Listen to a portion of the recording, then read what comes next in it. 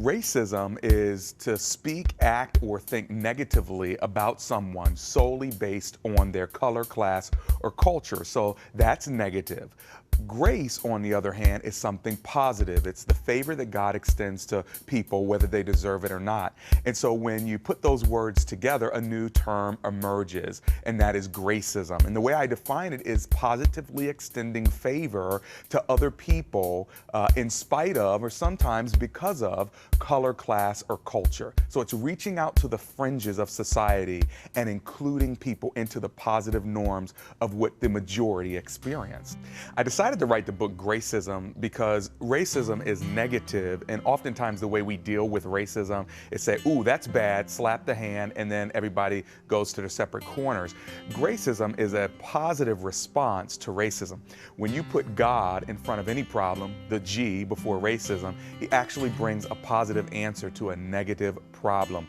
Bridgeway Community Church resides in Columbia, Maryland. It's a church I planted about 15 or 16 years ago when we parachuted in with flares and wanted to create a church that would cause people to be sad that they had to wait another 7 days to come back. Some of the content of the book emerged from stories in our church because we are doing life together with thousands of people who come from different cultural backgrounds. You have blacks and whites, Asians, Hispanics, Arabs. I mean, it's really pretty cool to be in a church where people are worshiping Jesus Christ together. And so we have to practice the art of inclusion every single day and every single week. We happen to be in a place where if you were intentional about multiculturalism, you truly could be a church that is gracist.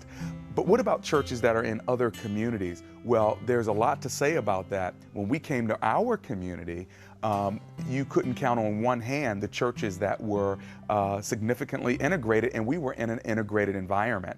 And so you really have to be intentional whether you're in a multicultural community or whether you're in a more unicultural community. In the book Gracism, I actually identify 7 sayings of a gracist. These are concepts that we can all say, share in, and live out.